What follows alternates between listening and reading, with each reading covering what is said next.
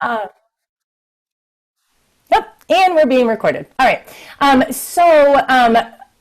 Kids sleeping very late. Power struggles, not showing up to the Zoom, not showing up to their school. So these make a lot of sense and are probably really common. I think if we let it go for a while, there'd be even more repetition. But I'm going to posit to you today that the behaviors that we're seeing are not actually problems. These are actually solutions.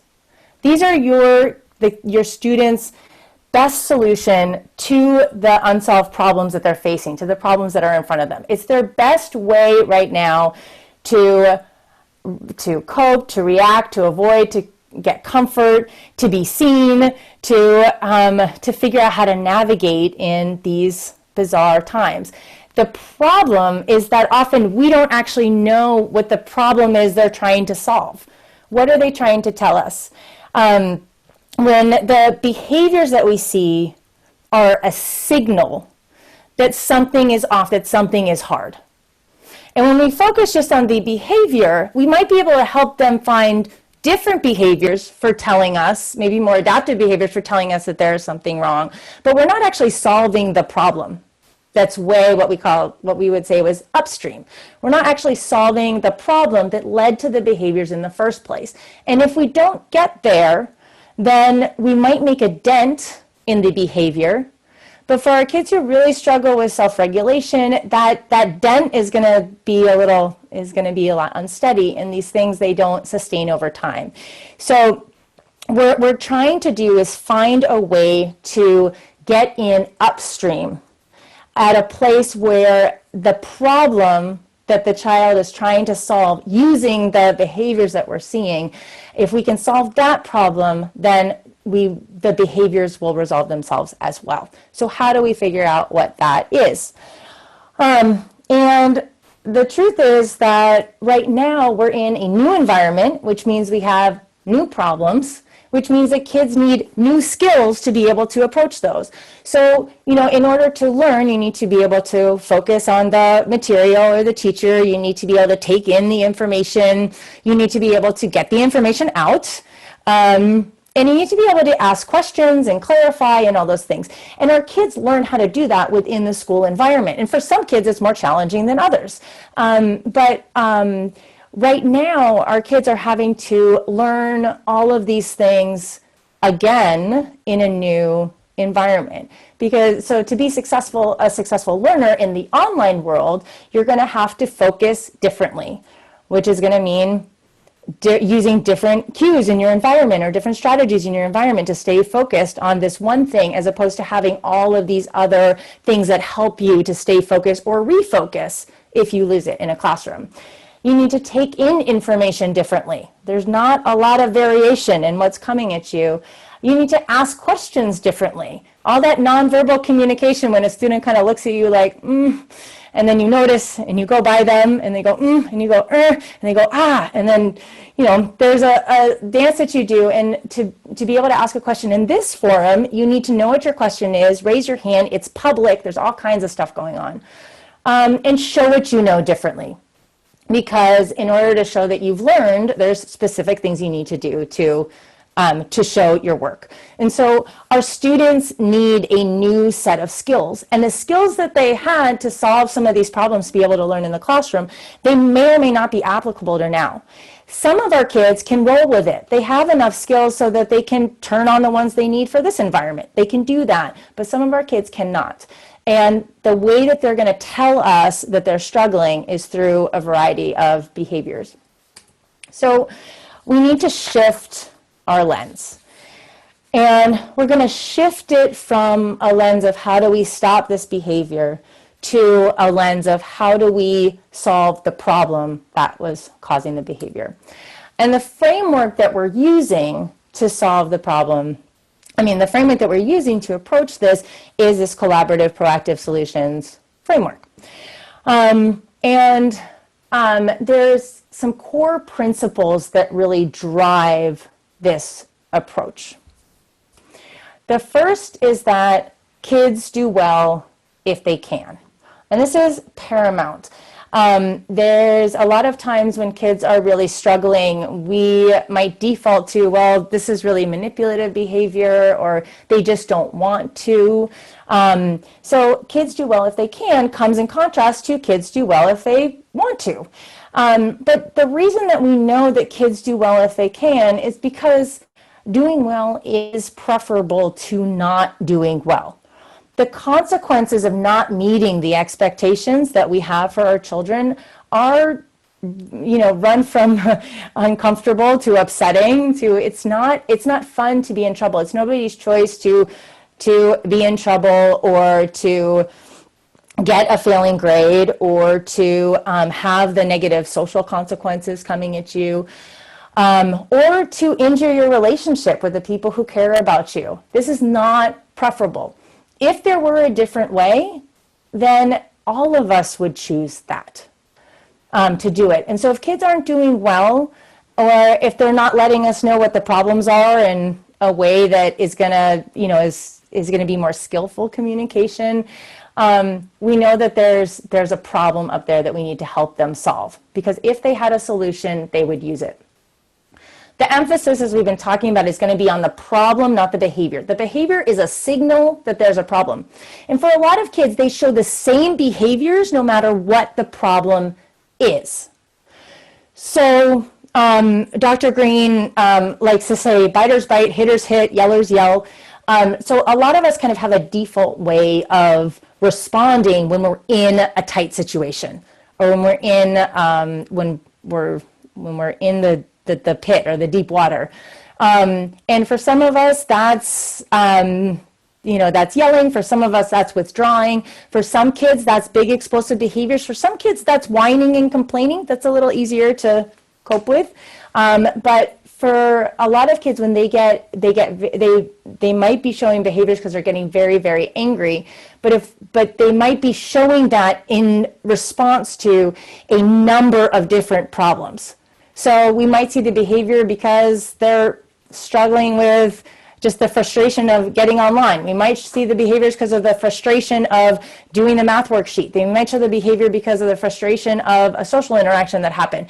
The behavior might look the same for a number of problems that we have to help them to solve and develop the skills for. Problem solving is collaborative, not unilateral. So we're doing this with the student. And the idea is that we might have an idea of what's going on, what the problem is. But if what we've done so far hasn't worked, my guess is that we're missing something. So we need the student's participation. Problem solving is proactive, not reactive. None of us can problem solve when we're in an emotional moment. We don't have access to our frontal lobes, which is the problem-solving center. So when we're in the moment and the child is having a reaction or is showing us some of these behaviors, that's not the time to solve a problem. What the time to solve these problems, that's the time to diffuse a situation, to keep everybody safe, and to get through that. Then we have to revisit and figure out what's going on, what's the problem they were trying to solve. When we're in a place where we can really access that frontal lobe. And understanding comes before helping. If we try and go help with our genius ideas as educators, with all the stuff that's helped every other child before, and we know this is going to work for you, and we get it wrong, then our relationship is strained and we're back in the same place. So we really need to understand that child and where they're coming from before we can really help them. So why are kids challenging? Because they don't have the skills not to be challenging. So we're looking at the skills that they need.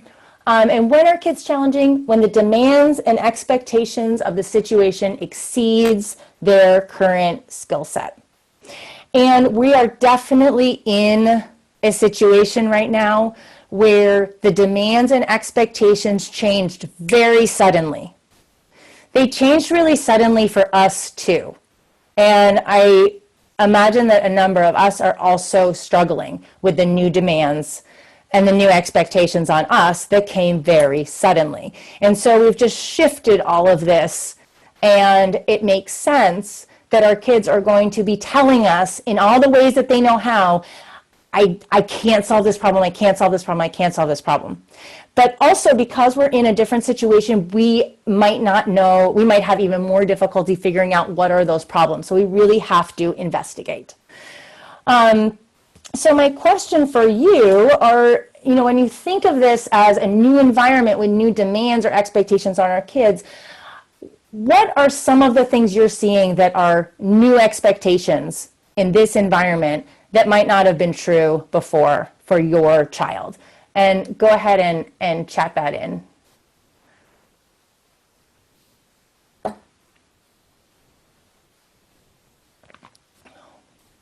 Okay, self-motivation, a lot of transitions, sitting at the computer for so many hours, checking multiple emails, more independent learning, that's a huge one, organization, independence is coming up a lot. No social models, that has come up from a couple parents that their kids have been taking a lot of cues from the environment and they're not able to do that right now. Not being able to collaborate with peers, no immediate feedback, and just having to do, not being able to learn from face-to-face instruction. All right, excellent. So there's a lot more to learning in this environment than there was before. Not to mention just not having, having to do all this hard work without the downtime, because you don't get downtime with your friends to hang out and to decompress the same way.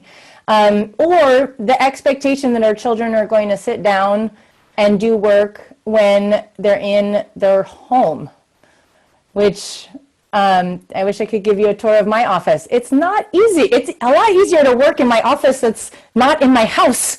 There are new expectations. And so what are the skills that they need to get at to be able to meet these new expectations? And we actually have a tool for this. So we call it the ALSUP.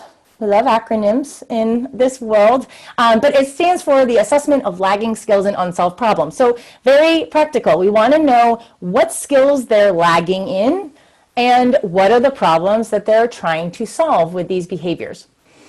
So this is a tool that's going to help us identify those skills and identify the problems. And it's a lens shifting tool. It's helping us to reframe the way we're seeing the behavior.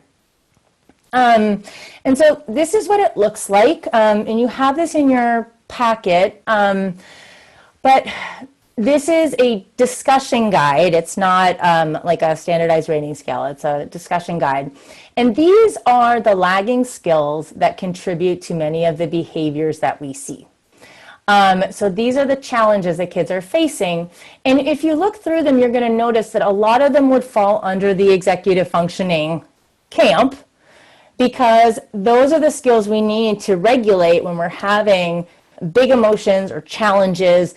And so there's a lot of that going on here and some other things. And then the way that you use this is to, when you have a skill that you check off, then you're going to think about the unsolved problems that that creates. So if a child has difficulty handling transitions, what are the expectations you have that they're not able to do? And so some examples might be moving from choice time to math. That would be an expectation that difficulty with transition might make really difficult. And if you notice here, these unsolved problems, they are maladaptive behavior free. So they are behavior free. So it's not difficulty controlling anger. Because remember, controlling anger, the anger is because the child is struggling to solve a problem. What's the problem that brings about the anger? What's the thing, if they're having trouble coping, what's the thing they're trying to cope with? What's the specific situation? And these are going to translate into conversations we have with our children. So like direct questions we ask to kids. And so if you imagine just kids they're going to be very concrete. It's really hard to say like, man, I notice you have a really hard time managing your anger. That's not going to, it's a really tough thing to respond to, and it doesn't feel very good. But picking up on a very specific situation, you know, I noticed you were having a hard time when your sister came into your room yesterday when you didn't want her to. What's up? What's that? So we can get very specific with the situation, or we can get very specific with the expectation. So I notice you're having difficulty getting out of bed in the morning in time to get on, well, our Zoom call now.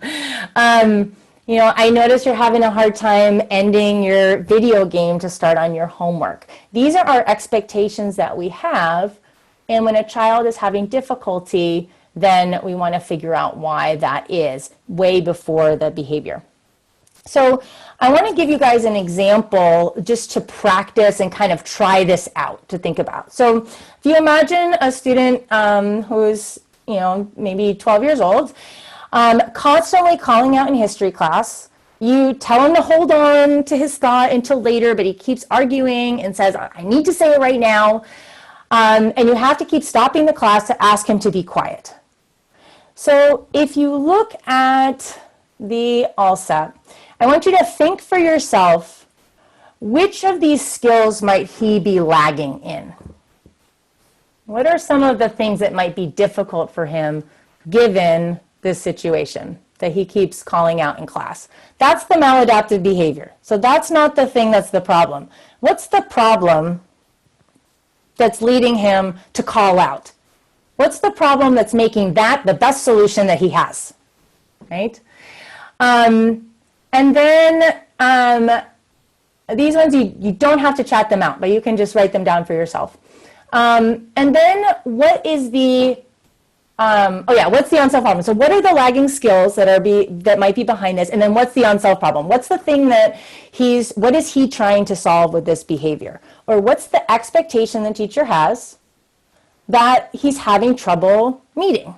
And we want to get as specific as possible. So your statement, as you're writing, should start with difficulty and then have the expectation.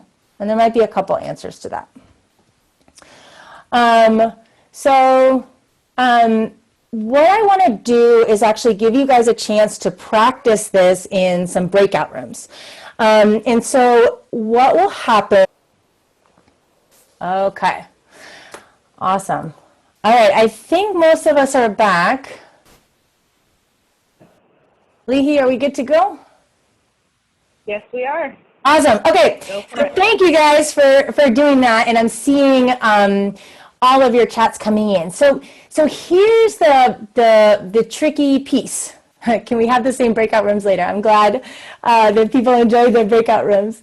Okay. So going from lagging skills to an unsolved problem. So the lagging skills help us to shift our lens from the behavior that's going on to what might be the underlying skills that this child is working on that's making it difficult. And it helps us to change the way that we're looking at the child from somebody who might be unmotivated or manipulative to a child who's learning. The same way that a child, it's easy to see a child with dyslexia as a child who's lagging in phonemic awareness skills. It's very difficult to see a child who's exploding with anger and throwing things as lagging in a skill in the same way. But the truth is, they are. They're lagging in these skills that, as we talked about, a lot of executive functioning and communication skills. And these are skills the same way that phonological awareness is a skill, the same way that number sense is a skill. And we're trying to help them develop that. So when we go to the unsolved problem, we're taking that and getting very specific in language that the child's going to be able to understand so that we can work with them. And that's the value of translating. So when we talk about things like difficulty holding on to your idea until it's your turn, That's very concrete. And if I said that to a child, I notice you're having difficulty holding on to your idea until it's your turn, that's going to make sense to them. It's a very specific expectation I have, that, you know, I understand you have ideas and all of these, but I expect you to be able to share it when it's your turn, to be able to wait. And so if it's difficulty with seeking attention in appropriate ways, that's probably true. However, it's not specific enough, and that's not the child's problem. That's not the child's problem. That's our problem, if that makes sense. So our problem is that the child's not seeking attention in appropriate ways. His problem, well, is that he's not getting called on when he wants to share something, right? So we're going to go back up to what's something that's very, very specific. And so things that are about the specific expectation, the expectation is that if you want to share an idea in the class, holding on to that idea or waiting till it's your turn or allowing others to speak as well, all of those things are expectations that we might have. And they're going to be concrete enough that we could ask a child about it and they'll be on the same page. So as we're looking at, now that we have an unsolved problem, we've gotten very specific about what's the expectation that we want the child to meet, we have to figure out how to respond. And we have some options. And the way that collaborative proactive solutions works, there's 3 options: Plan A, Plan B, and Plan C.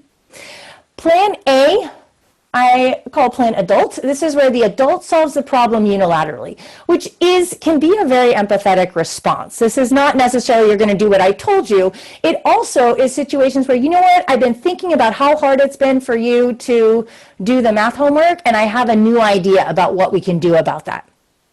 And it can be a very empathetic, it could even be a well-informed, and really thinking about the student and in a very kind way, but we still have the potential to run into potholes. And one of them is that the solution we come up with might demand new skills of the child that they don't have. So if your child's having trouble waiting to say their idea and you say, you know what, just write it down here. If the child has trouble writing, we have a new set of problems, and guess what? They're still going to be frustrated, and we're still going to see behaviors, because that's not going to work. We might not understand the upstream problem. We know that he's having trouble waiting, but we don't know much more about it. Why is it difficult for him to wait? What's that experience like for him? What else is going on that's making it difficult? We don't know a lot. And if we did, the problem would be resolved. We would have told him, hey, you need to wait your turn. And we would have set our expectation. There's not a problem in having an expectation. We would have set our expectation, and the child would have said, oh yeah, sorry. And we would move on. But with this child, we're arguing all the time. Chronic, arguing all the time. So what's going on? And we lose a lot of time because we are nagging or yelling or in a power struggle or saying the expectation over and over. I don't think you heard me. Remember, you have to wait. Or we don't shout out in this class. The child knows, they understand the expectation. Something is getting in their way, and it's going to strain our relationship. So we have another option. We're going to jump to Plan C. This is where we put the expectation on the back burner. We take it off the table for now. This is not a get out of jail free card. This is saying that we have bigger fish to fry. We're not going to worry about this right now because we're going to worry about this other thing. We're going to be focused on safety because honestly, whenever you're faced with this expectation, it's so intense and so difficult that it makes it unsafe for you or for other children. And so we're just not going to go to math class for a little while because we're going to focus on something else. We're going to focus on really getting English class to be successful right now. We need a temporary break. Maybe we've been fighting over this for a long time. And so we need a break, and so we're going to put it on the back burner for now. And we're going to do this by telling the child, you know what? let's take a break, right? And this is not fight, fight, fight, fight, fight, okay, fine, you win. This is, you know what? I don't think this is working out for us. Let's press pause until we have more information. And of course, plan B is what we're looking for.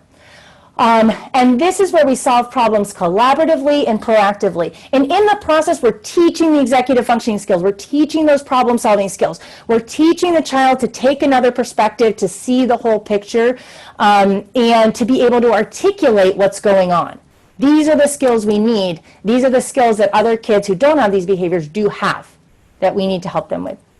The first step is going to be empathy, because it's really hard to listen until you feel heard. The second step is going to be to define the adult concerns, because our concerns and our expectations are really important too. And this is not about just understanding where Johnny's coming from so he gets his way. And then the invitation to come to solve the problems together, right? So this is kind of the cheat sheet, where all these steps are. It's in your packet. I'm not going to go over it, but just so you know that you have it, kind of how the flow goes. So when we start this conversation, and we are having a conversation with a child, so this does mean that we're taking time out to really sit down and get more information. And a lot of times when people are first starting this approach, they say, well, it's too much time. I don't have the time to do that. But the truth is, we're spending so much time trying to crisis manage on the other end that this is a time-saving measure. And when I've worked with schools, we've worked with administrators to put time into teachers' schedules to do this. As a school psychologist, I used to actually go in and relieve the teacher and do a lesson with the class so that they had time. So we work this in. In this environment, you might have some more time or be able to ask for more time to have one-on-one conversations with the students who are really challenging. And so you're going to let the child know what you're up to. I'm going to try a different approach, do things in a different way because what we've been doing isn't working. Identify what the unmet expectation is. We're assuming positive intent from the child, and we're letting them know they are not in trouble. That's really, really important. And then presenting them with the unsolved problem, which is what you guys have already written down, usually begins with "I've noticed." It includes the word difficulty. It does not reference the challenging behaviors. It doesn't include any adult theories. So, I notice you have trouble when you're hungry. That's a theory. And we don't know if that's the real problem. Of course, it's going to be harder when they're hungry, but we don't know if that's behind it. It's going to be split, so very specific, and not an always statement, but something that's very, very specific. And it ends with "What's up?" or "Can you tell me more?" So I want you guys to hear what this sounds like with a student who is about 12 years old and struggles with calling out, so that you can hear a teacher do this. Math testing 4. Hi, Miles. Sorry. Hi. Trying again. Yeah. All right, 3, 4. Math 4. Map testing 4. Cultural studies 4. Current events 3, 4. Advisory 3. Math 3. Science 3, and the rest of them I haven't gotten yet. So, how do you feel about that? Good. Yeah. And you're working really hard for that. It's not just happening, right? Mm-hmm. Yeah. And it's really going well. Yep. And you played football yesterday. That probably feels really good. Mm-hmm. I'm a QB starting. Great. So, here's the thing. We're so jazzed about that. So happy that you're just we can see it in class. You're super engaged. You're into it. You want to get the 3 to 4. We love it. Now, I want to talk about something a little bit different today. That's related because it's all about helping you be your best self. Okay. So, we've noticed, Stephanie and I, that sometimes, and I'll give you some examples, when one of us tells you to wait on something, on asking a question, or hold on, you're not going to get your putty yet, or hold on with that question, you know what I mean? We just notice that you have difficulty doing that, waiting. You know what I mean? What's up with that? What do you think about that? Okay, So you can hear from her, and she gives some more specific examples. This is a teacher who's learning, but she gives some more specific examples later on. But you can hear how positive she is, how excited she is, and then she introduces this unsolved problem, which is he's having trouble waiting. So she's asking, what's up with that? What do you think? And the next thing that she's going to do is a lot of empathy. And empathy in this case is not just listening, it's gathering information. You're not teaching any lessons. You're doing a lot of acknowledging and validating. Yes, that makes sense. You're assuming you don't know what's going on, and you're being genuinely curious. And your goal is the aha moment, the moment that you think, that piece, I didn't know that. You have in your packet just a list of some of the questions that you can ask, which are great to have kind of preloaded in your mind when you're doing these conversations, because these are the questions that are going to help you get more information. Your default is going to be reflective listening. How so? I don't quite understand. I'm confused. Can you say more about that to help me understand what's hard for you? What do you mean?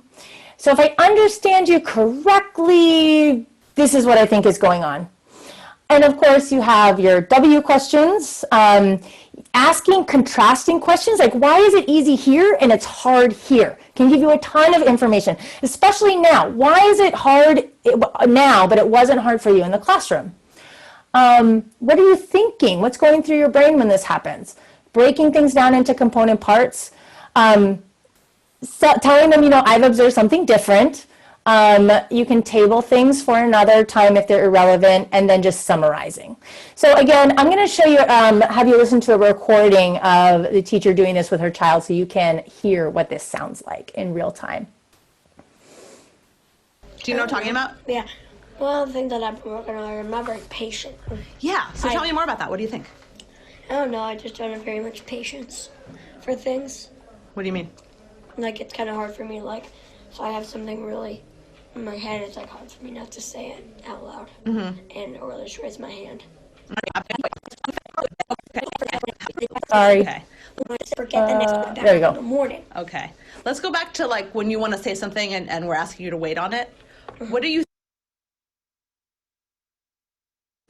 It's kind of hard for me to urge, not to say it because, I feel like if it's, on topic or something.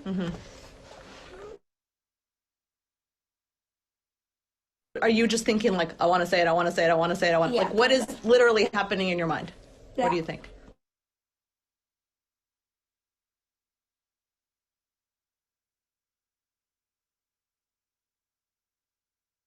Okay. Don't worry about it. But maybe shaking the table, I don't know if that's affecting anything. But what, in your mind, are you really just saying, is anything else happening in your mind in those moments? Not really. It's mostly I really gotta say that it's on topic. Kind of that. Uh-huh. And so I hear you saying that, you're super focused on that. That point. Right? Sort of get and, Sorry, everyone to think. So, There you what I go. hear saying is that the other time it was something that you wanted everyone to know. Were you worried that you were going to forget? Because But- sometimes, this morning I was gonna ask my mom something, I still don't know what it was, and I forgot. Oh, and that's so It felt annoying. in my. I hate it when you forget what you're gonna ask. There we go. There's our aha moment. Oh, sorry, I didn't advance the slides. I'm so sorry. They will be in there.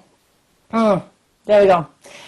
And I lost 10 people. Awesome. I am very sorry about that. All right, so it's so there's our aha moment, that I hate it when you forget what you're going to ask. So he's forgetting things, and that's when we know what's going on. So again, I apologize for not advancing the slides for that. Hopefully you could hear it. So now we're going to define the adult concern. So now that we know, and the first thing we're going to do is just restate the concerns, the student's concern, just to make sure we understand, because you have to feel heard before you can listen. And now we're going to tell our things. So, and usually our concern is going to be one of two things: how the unsolved problem is affecting the child, or how the unsolved problem is affecting others. So that's going to sound like, the thing is, when you call out, it's really disrupting the classroom, and that's really hard on my end. Or my concern is that we are, my concern is that if you don't finish your math homework, you won't understand it well enough to go on to the next part. The thing is, if you don't sign on to Zoom on time, it can be really distracting when other students come in. And then we get to invite them to solve the problem with us. And this is important that we're saying this is a collaborative effort. We're not doing this to you. And this sounds like, now that I understand the problem, let's think about how we can solve this problem. Or I wonder if there's a way to make sure that you don't forget your idea, but I can still move on with the class. Do you have any ideas? So this is what it sounded like for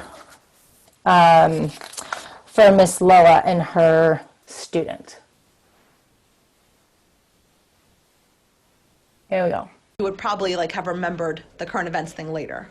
I don't know. But I hear you. You're saying like, oh, I just want to get it out because I might forget. And then you have that nagging feeling like I wanted to share that. Yeah. So were you saying that yesterday you knew you wouldn't forget, so you weren't as worried? Okay. So it's really like something that you might forget. Yeah. You get impatient. Okay. These shoes are really comfy. Oh, good. I'm so glad. I need one. Okay. Can I tell you like how this affects me, like what I sort of see with this?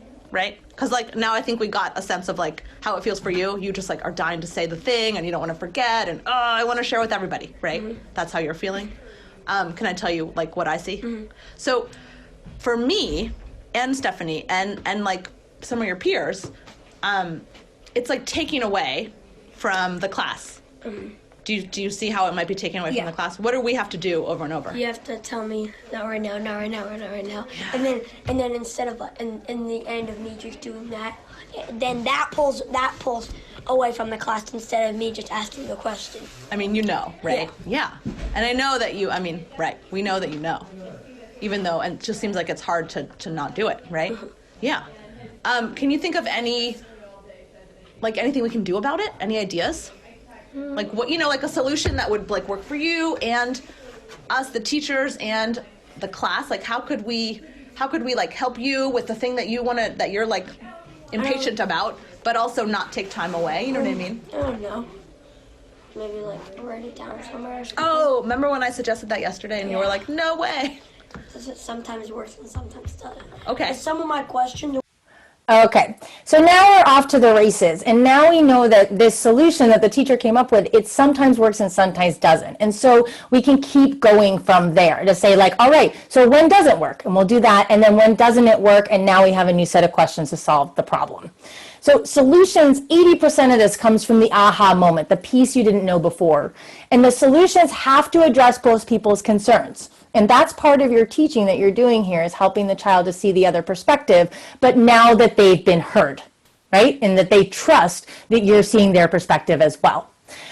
Solutions are based on collaboration and might require some out-of-the-box thinking or flexibility. You might be doing things differently than you've done before, or your expectations may change dramatically for this student. And every idea is something to be considered. The solution should come from the student whenever possible. Don't try and be a genius because usually we miss something. Then we're kind of slipping into that plan A where we're putting the solution on the child. And the other thing is that every solution is like, okay, let's try that out. If it doesn't work, we'll come back to the drawing table. We're going to experiment so that the kid knows that if they fail at the solution, they haven't failed you. Right? In this time, I'm going to close with just talking about the power of Plan C. Because right now, we have so many expectations on our children, and trying to make school run as normal is an expectation that doesn't make sense right now. And for some kids, they need it as regular as possible, and they are diving into their work because it gives them the structure. Other kids, this is too much. They are absorbing the anxiety from their parents and their families. Just working at home is too much, too much, too much, too much. So we need to throw out a lot of expectations. We need to take a lot of things off the table for now. And when you listen to your child about what's difficult for them, it's worth really asking, what are my expectations, and based on what I'm hearing, what's a reasonable expectation given the situation we're in?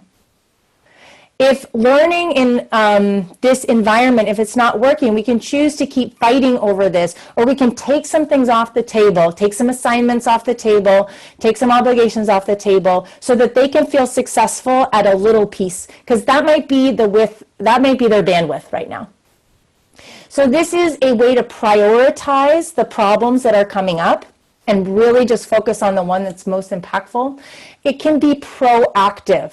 Hey, after listening to you, I'm thinking that maybe we take a break from math for a couple of days so we can really focus on that essay. Now, you know what? Now that I'm listening to you and realizing how hard it is just to get started in the morning, what if we check in later in the day, and I'll give you your assignment and you can do that the next morning, or we'll have a one-on-one check-in, because it's too much to do the whole classroom thing right now. And you might find yourself doing some pretty dramatic things. A way to reduce the problem behaviors and conflict. So we're preserving our relationship.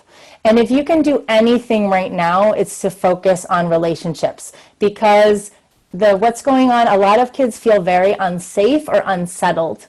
And so by focusing in on the relationship, you're teaching them that there's consistency here. And that might be their bandwidth right now. It's temporary. It's for now. It's respectful and responsive, a way to build trust. I hear you, and the child feels heard. Acknowledging that the expectation is out of range right now, and a way to give space or bandwidth so that they can approach the bigger challenges. And you may be surprised what happens when expectations are taken off the table, and how the child steps up to do what they are capable of. Even if it wasn't what you asked for, you're still seeing steps. So don't be afraid to plan C right now. And this just sounds like, yes, okay, we'll try another time. You know what? I think we need more information before we move on. Don't do your math homework. Or just, you know what? After listening to you, I wonder if we took X off the table, if it would make it easier to focus on Y. And in that vein, this came into my Facebook feed, and it's addressed to parents, but I think it applies to all of us, that we are being asked on our end to do things that are not humanly possible. We're being asked to take something that was designed for in-person, one-on-one, especially with our most challenged kids. And we're asked to take that into the virtual world with no training, no preparation, no warning. And now we're also doing this with our own families, with our own stressors, in our own homes, which is just a very difficult transition for all of us. And so this fourth paragraph here, I think, is the one that spoke to me the most, that when you have to pick, because at some point you will, choose connection. Pick playing a game over arguing about an academic assignment. Pick teaching the child to do laundry rather than feeling frustrated that they aren't helping. Pick laughing and snuggling and reminding them that they are safe. And in the teaching world, in our online world, that means focusing on the connection and making sure that our relationship is preserved through this time above all else. So I hope that this was helpful to you today. I hope it gave you some ideas and ways to shift your perspective to approach kids in a new way. And please feel free to contact me for any follow-up questions that you have.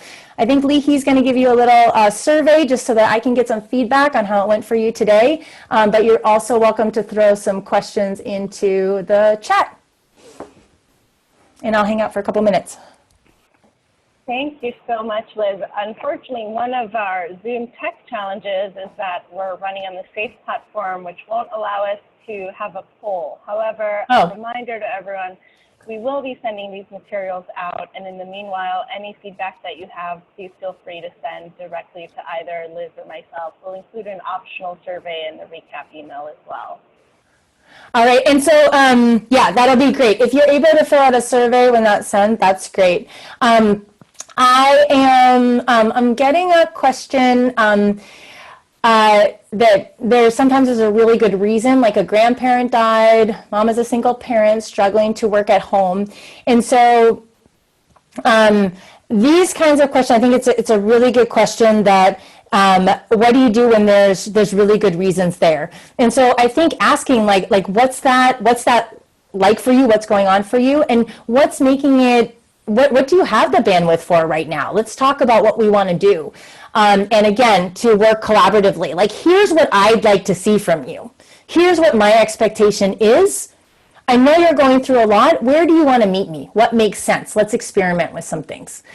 And asking for a conversation, you know what, you're not in trouble. I just want to hear more about what's going on for you. I'm not saying you have to do any work. I'm also not saying, I'm not taking it off the table. I'm not saying you have to do anything. I just want to chat and learn more and see if we can understand.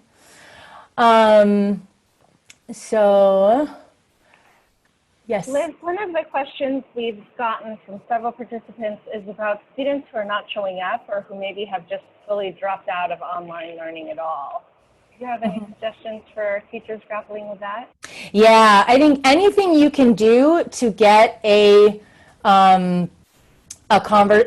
get on the phone with the kid or the parent is going to be really, really helpful. And just to talk. And again, you can say, I'm not saying you have to show up for class. I just want to learn more about what's going on for you and what's making it difficult. And you can acknowledge, like, this is so different. And it makes sense, this validation. It makes sense that you wouldn't want to show up. This is really, really different. I just want to know more about what's going on your end, and then to see if there's a way that we can work together. And so just getting a conversation, and it's important to note that kids are used to plan A, and they're likely fearful they're about to get a consequence. So you might have to do this a couple times. You might have to have a chat just to say hi, and then another chat where you might ask one of the drilling questions, and then another one where you go a little bit deeper. It's often really helpful to say something like, I really want to understand more what's making it difficult for you to sign on to our class. Why don't you think about it a little bit, and we'll talk about it on Friday when we meet. Anything you come up with would be really helpful, just so I can understand, right? So you're giving the child some time to process and think about it. All right. Anything else, Lihi, that's coming out? My processing speed is not going as fast as this chat. So. I see a specific question about the example that you gave. The adults wondered if the child had trouble remembering what he wanted to say. What % of the time, on average, do you find that kiddos can come up with their own aha moments rather than these being suggested by adults? So that in the conversation, the adult might put out some things and the child might be like, yes, that one. So when giving kids the space to come up with their own reasons is really important, to give them the space to be able to do that. But sometimes they can't, especially if communication is the challenge. So we can do a couple things. We can throw out a couple ideas, and it might sound like, can I throw out a couple ideas of what I think might be going on? And you tell me if I'm on the right track. And we do something called the 5-finger method, that we can say 5 is like, yes, right on. 1 or 0 is like, you are so far off. 3 is in the middle. Sometimes kids do a thumbs up, thumbs down to let us know. But we can start to gauge. We can use our adult theories to kind of help guide it, to throw something out there. But when we get the thumbs up, that's when we're like, okay, so you're telling me that it's a memory problem. If we solve the memory problem, do you think that would solve your problem? Do you think that would make it easier to wait? Or is there something else going on? And then they might be able to tell you something else. Or they might say, no, it's just I'm going to forget. And now they have the language to say it. So that's been helpful. But we're going in asking them, I want you to rate what it is and tell me how on I am. Because if you just give them yes or no, it's not going to, we might lose some of it. Awesome. Another question that I saw was about any specific considerations that you would give to modifying any of the plans for distance learning? Is there anything you see that teachers might want to try differently because they're not face-to-face, or at least, in the same room? For the different and like how you approach things, the concepts are still true. Having the plan B conversation might be challenging because if a face-to-face, if just the online stuff is challenging, this conversation might be challenging. A lot of times these conversations happen over text. A kid might be more amenable to having it might even be more helpful to have a call on a platform that they're more comfortable with, just because they'll feel like they're in more control. Just reaching out to them through text. A lot of kids, older kids, are really comfortable in text and not comfortable with the face-to-face. You can also coach the parents to get more information, so you have a good starting place. Or even to chat with the parent about, you know what, I'm taking all the expectations off the table. I just want to learn more about what's going on because it seems like this is really challenging. And do you have any ideas? Or would you be willing to ask Johnny, see if you can get any information about what's challenging? And then if you do get some information, maybe you can ask Johnny if he would share that with me, either through a text or a call, to help. Wonderful. I'm not seeing any other specific questions. I put in the chat, if folks have any, please type them out and we will get those over to Liz. There was some discussion. Oh, here's a question. Do you think having both a school psychologist as teacher coach or parent coach is helpful in collaborating with a child using the approach? Meaning, is having two adults too much? No.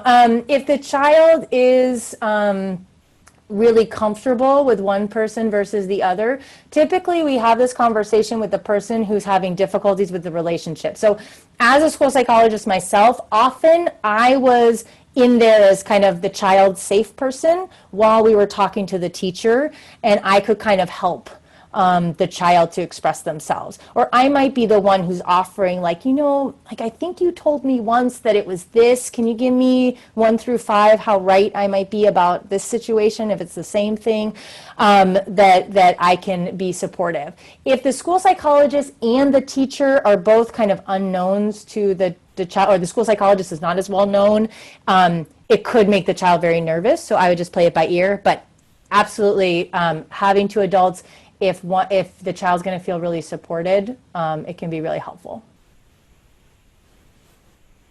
So, awesome. All right.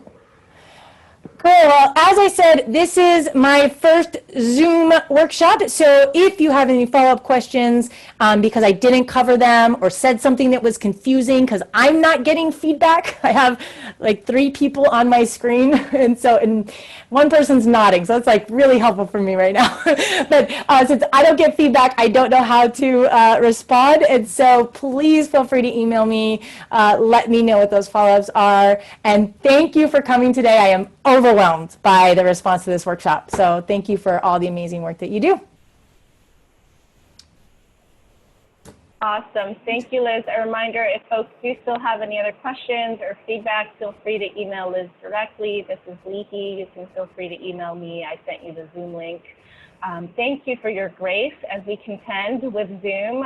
That was not intended modeling, but that is very much the reality we're all in. And we look forward to seeing you at some other workshops. All right. Take care, everybody. Bye, all. Bye, Liz. Bye. It's Mary Beth. Thank you so much. No. Yay. Is Laura on? No. Well, you can tell her she was my star. I took everybody else's stuff out because it's just such a great conversation. Oh, so sweet. All right. Thank you. Thank you. Bye. Bye.